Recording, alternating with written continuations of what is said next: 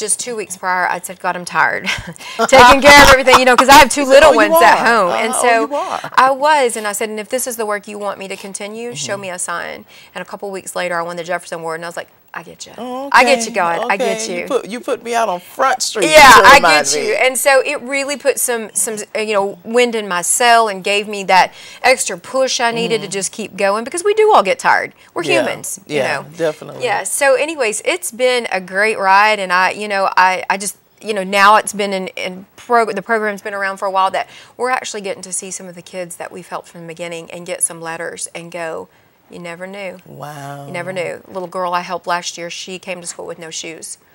Can you imagine what it would be like to come to... It's like, wait a minute, we're not in some third world country. What do you mean she... You Mama know, couldn't afford, her shoes broken, Mama couldn't afford that to get her new shoes. And that's another thing I wanted to bring out. A lot of times we look at the parents, oh, I can't believe I can't, you know, I don't understand why I did. No, you don't.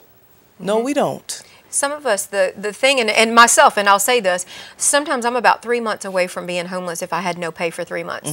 3 or 4 months, I could be home, you know, and I always put myself, what would it feel like for you to look at your kids and go, I can't feed you tonight? Yeah. Or, you know, they don't understand. Even like with you doing the box, the simple things sometimes, you know, if a home versus a two, you know, that $1, $2, $3 makes a difference. And a lot of people don't understand it because they have not been in that predicament. But we thank God that we have organizations, we have people like you that are seeing as well as acting, because the word says faith without works is dead. Yes. And so we don't want anyone dying. We don't want to lose any child that lose hope and lose faith in what they, you know what, have within them to be, to do, you know what, or, you know what, to help someone else. We're going to come back with more on Good Neighbors concerning Adopt a Box, our children, and Miss Dawn Thompson right here after these messages.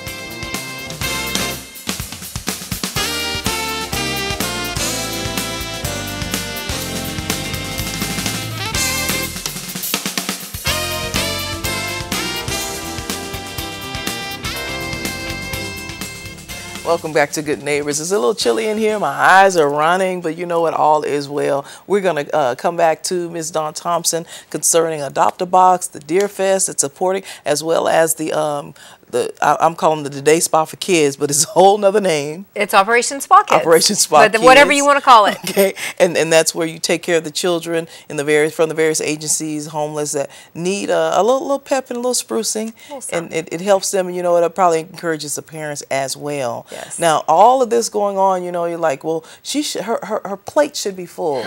You know, she probably goes home and just out of it. You know, her children probably like, what are you doing now?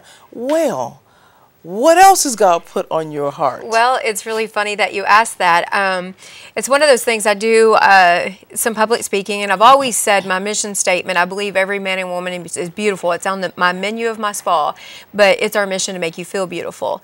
And, you know, even as simple, I wrote that years ago, and I'm just now getting it. You know, talk about God's time.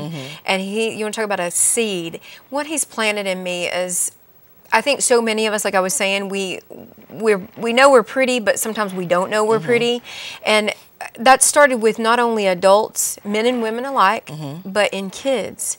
And so now I've been called to do a lot of public speaking with adults, but I'm being asked to do a lot with kids. And I'll kind of tell you, I'm like, well, God, I already do a lot with kids, you know, more.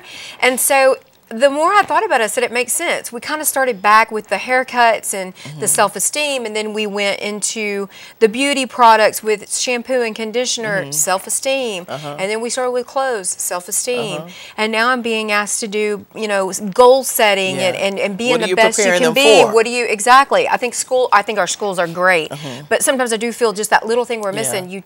We're taught how to have our smarts, but sometimes, you know, just as far as how do we get from A to B on our goal setting? Those smarts. Exactly.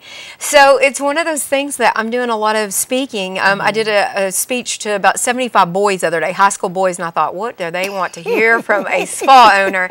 I was amazed at afterwards the boys that waited around to talk to me about goal setting and skills that they had, and it was just amazing. And I'm like, all right, God. I was like, I'm hearing you. And so I don't know where I'm going, where I'm headed. I know that I know God's got some special plans for me. And here's my thing. I just listen. And I'm trying to do it all in His time. The thing is you listen and obey. Yes. That has been hard for me. Yes. And obey. Yes. And we thank God for you obeying God and the work that you're called to do. And I know He's not just putting you out there, but He's putting you out there to show you. To show. And I will say, you know, one thing, let's go back to everything that we've spoke about. I might have been, let's say, the one that walked across the stage with that award from the Jefferson Award and different things of that nature. But I have to say this community, and that goes back to the first thing when you asked me, I'm very proud to be from this community because it's a phenomenal community. And I'm not saying that for brownie points. I'm saying that is true. You will see them. They will open up their hearts. They will help you. It's out there if you ask. It speaks volumes to the heart of mankind, regardless of race, regardless of height, regardless of size, regardless of how you look. But we're all here to help each other, to be an encouragement. Yes. And that is exactly what you're doing. And we, of course, speak encouragement words unto you, that you continue, you stay encouraged as well, because we know sometimes we say and we see and, you know, people do, but we know that as long as you keep God first, as you have like the prayer at the beginning that you did, He said, seek Him first, and everything else will fall in place. You've seen it all, and fall in place. Well, we thank you for being here. Thank you for having me. Yes, thank you. And we appreciate you so much for not just putting Wichita Falls on the map concerning nationally, but also for putting your heart in the hearts of our children. And we appreciate and thank you for that. Speak God's blessings upon you. Thank you. And we thank you for tuning in to Good Neighbors. Remember that you can be of assistance. You can help. You can be an encouragement to someone on, not just today, but every day. You're able to be a good neighbor. We'll see you right here next time.